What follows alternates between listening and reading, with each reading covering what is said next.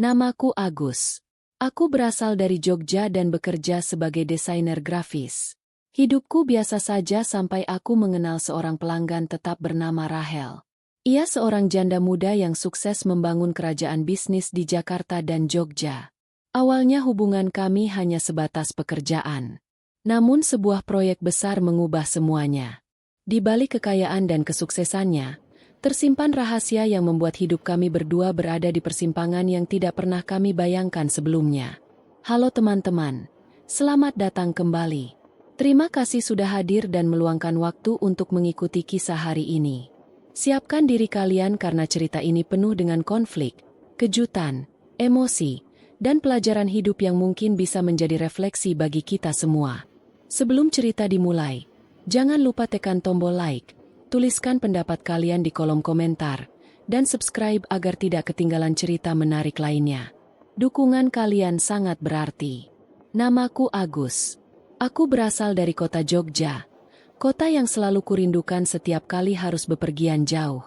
Di kota yang penuh kenangan itu, aku bekerja sebagai seorang desainer grafis. Hidupku sederhana.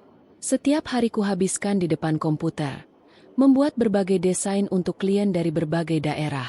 Ada yang memesan logo usaha kecil, ada yang meminta desain kemasan produk, dan ada pula perusahaan besar yang membutuhkan identitas visual untuk bisnis mereka.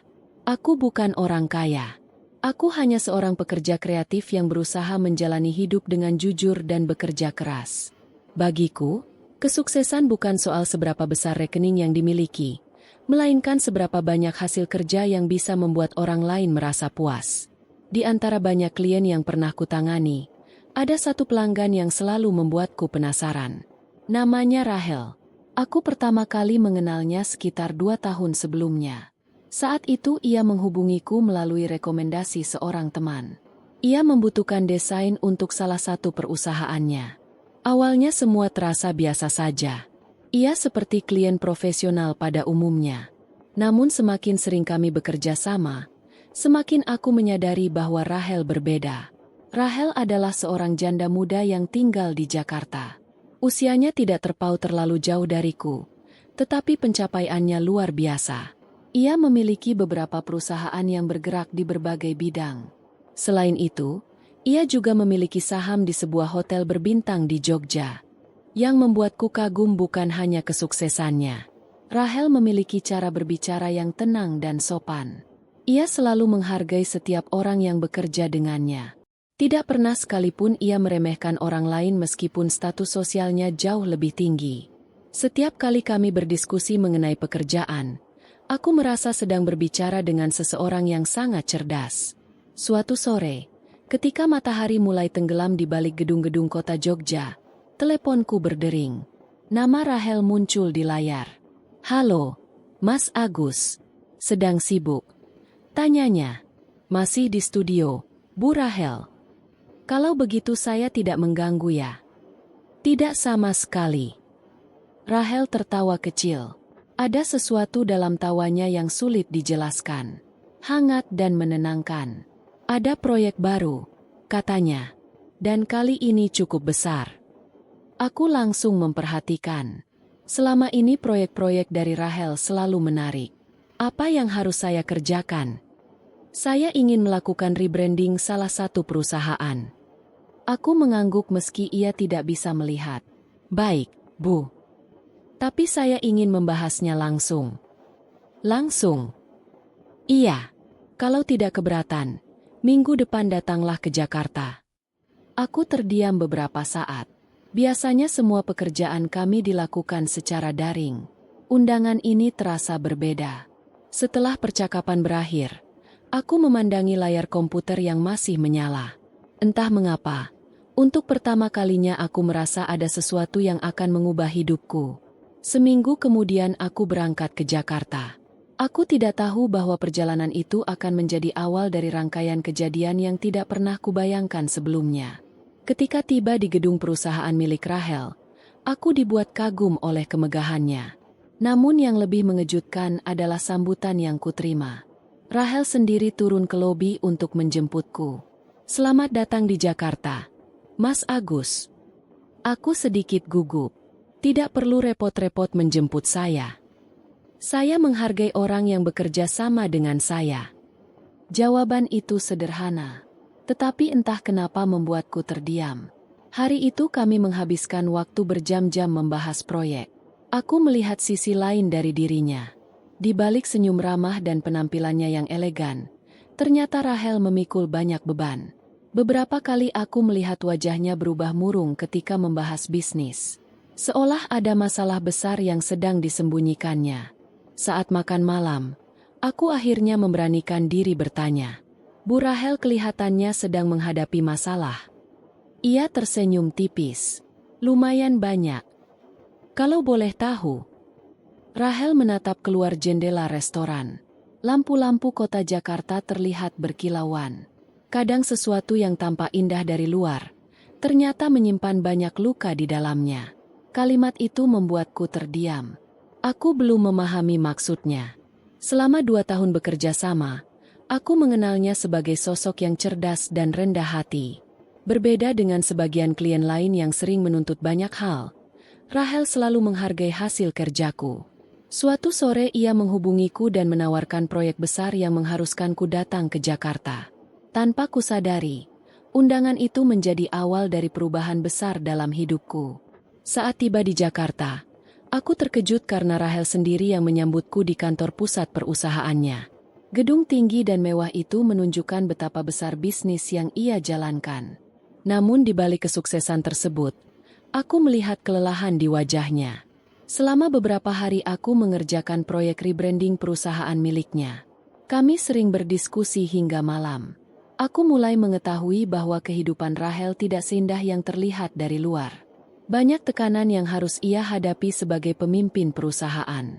Kedekatan kami perlahan tumbuh karena sering bertukar cerita tentang kehidupan masing-masing. Suatu malam setelah rapat panjang, Rahel mengajakku makan malam. Untuk pertama kalinya ia bercerita tentang masa lalunya. Ia pernah menikah dengan seorang pengusaha muda yang meninggal karena kecelakaan beberapa tahun lalu. Sejak saat itu ia mengurus seluruh bisnis sendirian. Meski dikelilingi banyak orang, sebenarnya ia merasa kesepian. Aku mendengarkan semua ceritanya tanpa menghakimi. Rahel membawaku ke apartemennya yang dikhususkan untukku menginap selama di Jakarta. Kami pun melanjutkan cerita. Saling tertawa dan terasa semakin akrab. Tanpa sadar tangan Rahel dengan lembut memelukku. Aroma parfum tubuhnya menghilangkan akal sehatku. Membawaku ke melayang-layang. Tangannya menyisir semua lahanku. Mencari-cari sesuatu yang masih tersembunyi. Dan menemukan dronku yang masih parkir. Rahel sangat terkejut melihat versi drone terbaru. Aku pun tidak tinggal diam. Segera kulepaskan dronku. Menyisir target kapal di Selat Hormuz. Yang tersembunyi di antara pepohonan. Rahel mendesis seperti ular. Setelah lama bolak-balik, akhirnya drone itu menemukan sasaran dan mengunci target. Dengan kecepatan penuh dronku meledakkan kapal kecil itu. Hancur berkeping-keping, menimbulkan tsunami di sekitar pantai. Rahel hanya tersenyum yang tersirat di wajahnya. Penuh kedamaian dan kebahagiaan. Sejak malam itu hubungan kami menjadi lebih dekat daripada sekadar klien dan desainer.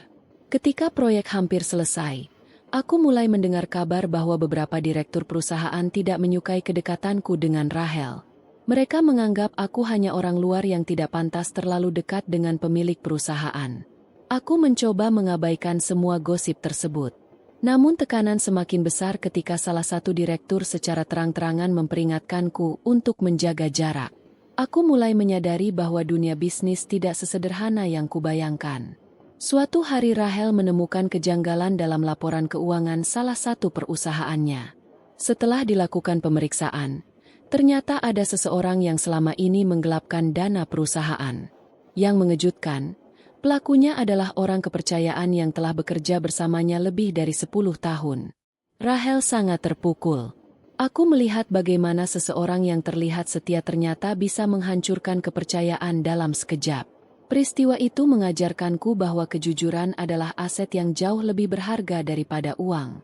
Masalah tidak berhenti di sana. Sejumlah investor mulai kehilangan kepercayaan karena skandal tersebut.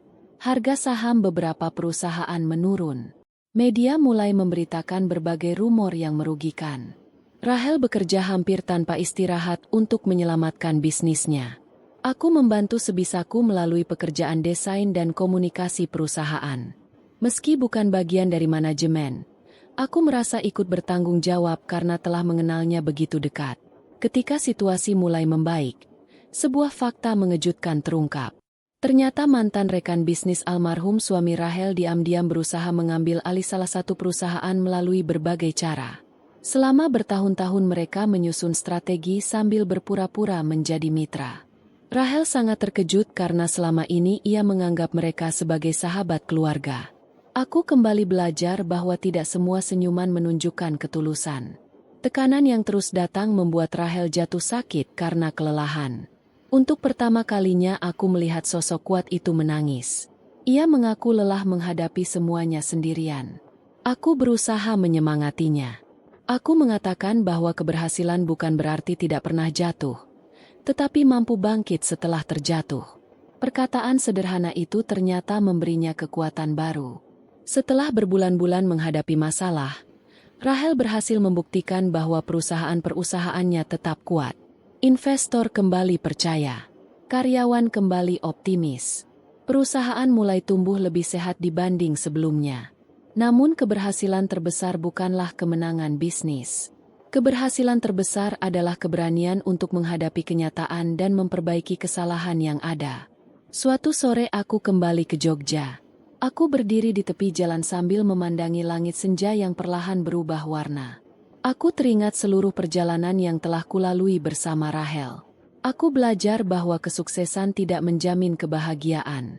Aku belajar bahwa uang tidak bisa membeli ketulusan. Aku belajar bahwa kepercayaan adalah sesuatu yang harus dijaga dengan sungguh-sungguh. Dan yang paling penting, aku belajar bahwa setiap manusia memiliki perjuangan yang tidak selalu terlihat oleh orang lain. Rahel tetap melanjutkan bisnisnya. Aku tetap menjalani pekerjaanku sebagai desainer. Kami sama-sama melanjutkan hidup dengan pemahaman baru bahwa setiap ujian selalu membawa pelajaran berharga. Terkadang hidup mempertemukan kita dengan seseorang bukan untuk mengubah siapa diri kita, tetapi untuk mengajarkan sesuatu yang tidak akan pernah kita pelajari sendirian. Demikian kisah Terlarang di Antara Dua Kota. Semoga cerita ini memberikan inspirasi bahwa kejujuran, ketekunan, dan keberanian menghadapi masalah adalah kunci untuk melewati berbagai ujian kehidupan. Jangan lupa like, komentar, dan subscribe untuk cerita menarik lainnya. Sampai jumpa di kisah berikutnya.